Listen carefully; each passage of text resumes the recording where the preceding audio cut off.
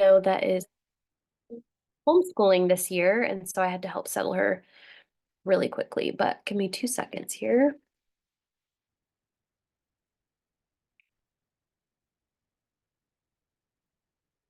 I'd love to hear what wins you're experiencing in the comments, and then I will go ahead and pull up the question form and we'll get started.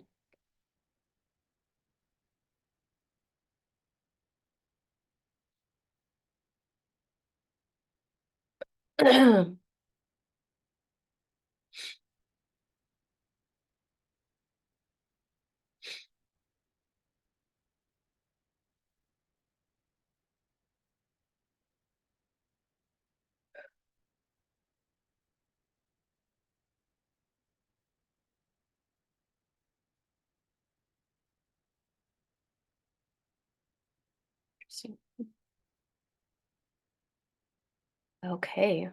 Hi, Lydia. What can we help you with today?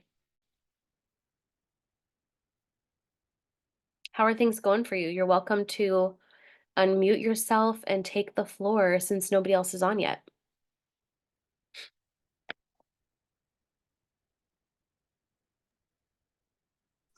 Hey, I think my main question, we were going to talk about this last week or 2 weeks ago, but I wasn't on, was long term, what does it look like with what we're doing now, and what do we need to do to maintain our hormones? Yeah, that's a good question. So let me just turn down the brightness of this. Sorry, that got really, really bright. It's dark in here. We've got like cloudy weather and it's throwing off my lighting. So just get that. Nope, that's definitely worse. Okay.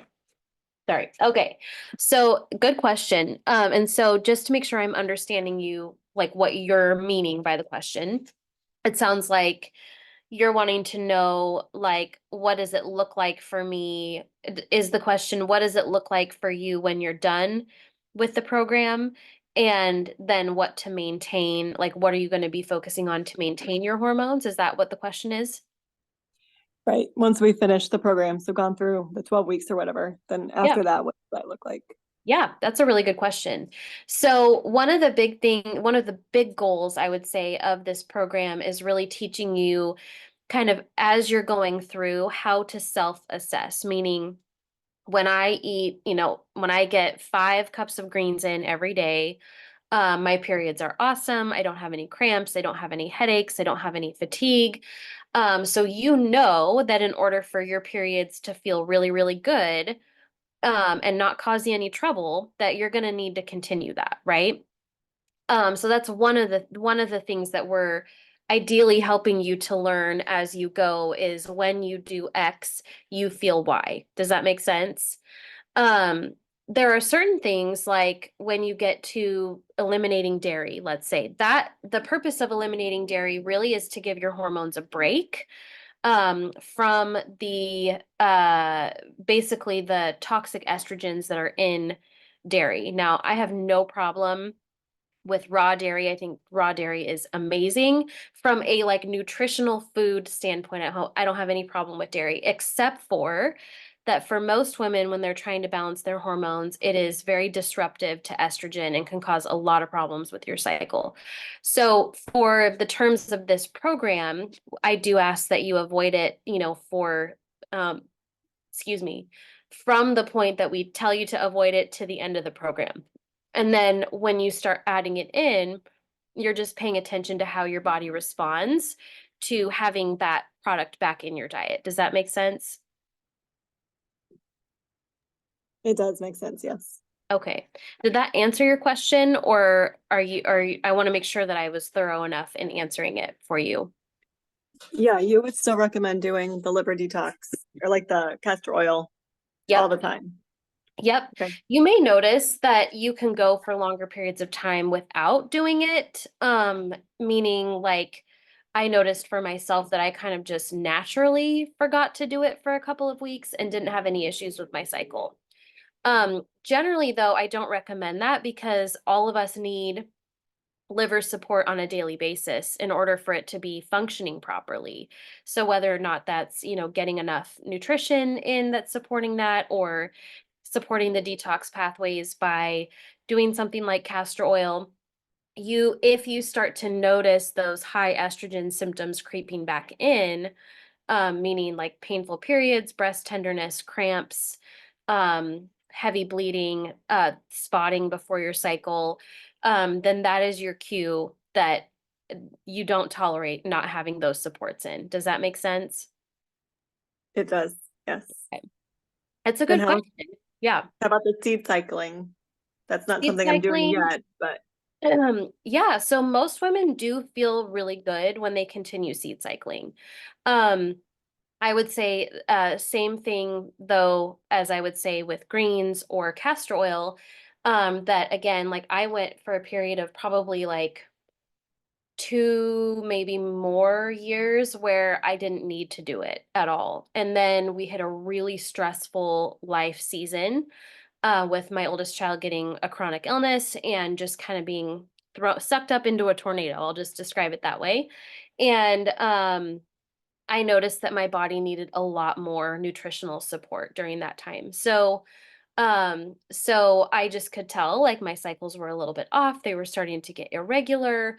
I was having some mid-cycle spotting. And so I was like, you know what? Like I'm gonna get back on seed cycling. And that just like cinched it right up. So my, ideally, during the 12 weeks, we're kind of giving you this big reset for your hormones.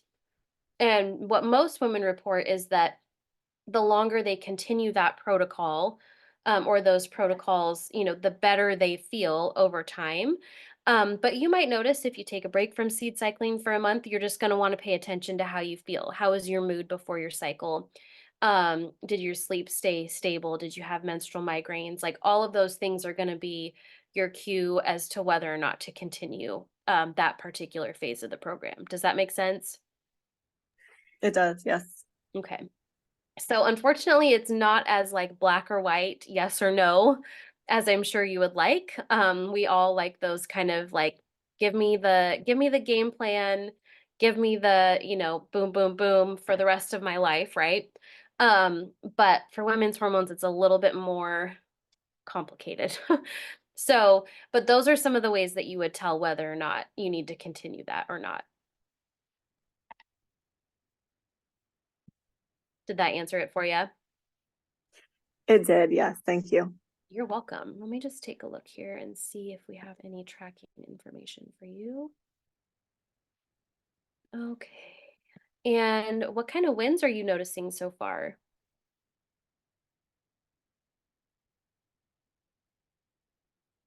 Wins or improvements?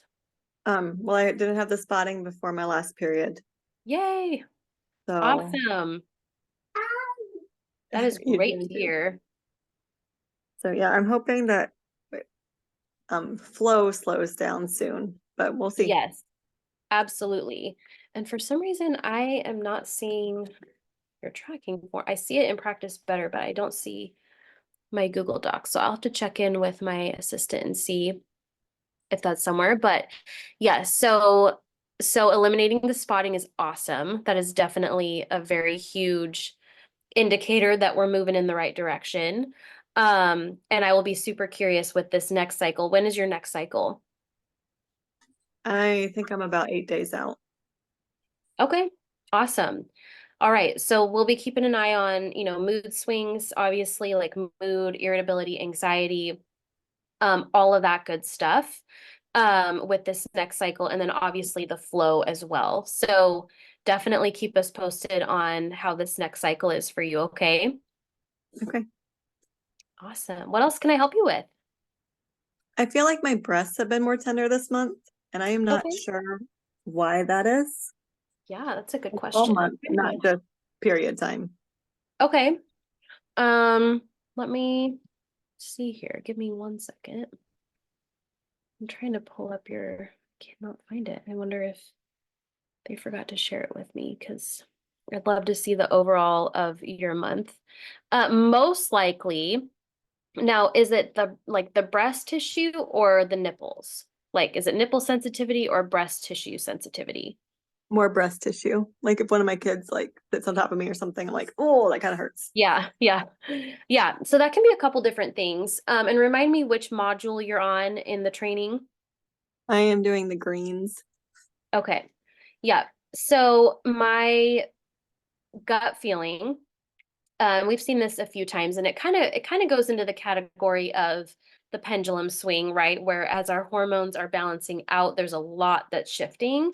And so instead of it being this like downward slope, right, of like everything's getting better, one day at a time, it's a little bit more like this, which is very normal. So, um, my gut feeling is probably related to there's fluid shifts that happen when we start to eat more greens specifically, but when we start to detoxify the liver.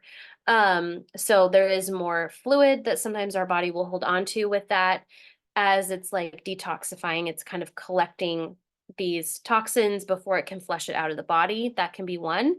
Um, but also the sensitivity of the hormone receptors themselves is increasing, which is what we want. We want the hormone sensitivity to be there so that your body is responsive to those changes. And sometimes that can lead to a temporary discomfort in the breast tenderness, with breast tenderness. Or we've even had, some women say that their nipples are really like sensitive and they've never been that way before. So all of that would be totally normal and expected, to experience some of that as your hormones are shifting. Perfect. Awesome. It's not fun at all, but Yeah, because it's I've always never good to have an had answer, right? sensitive breath. Yeah. Yeah, it's good to have an answer as to why. But definitely keep an eye on it, keep tracking it so that we can make sure that that's kind of trending down over the next month or two. But we'll keep an eye on it for sure, okay? Okay. Awesome. Did you have any other questions for me today? I don't think so. Okay. Well, I did not see any other questions on the form, so I am going to wrap up today's coaching call. But ladies, if you're watching the replay and you think of any questions after we hop off the phone call or the video call, please feel free to message me in the group chat and we will keep you moving forward. So I hope you ladies have a great rest of your day. Thanks for being on here today, Lydia, and we will talk soon. Have a good one.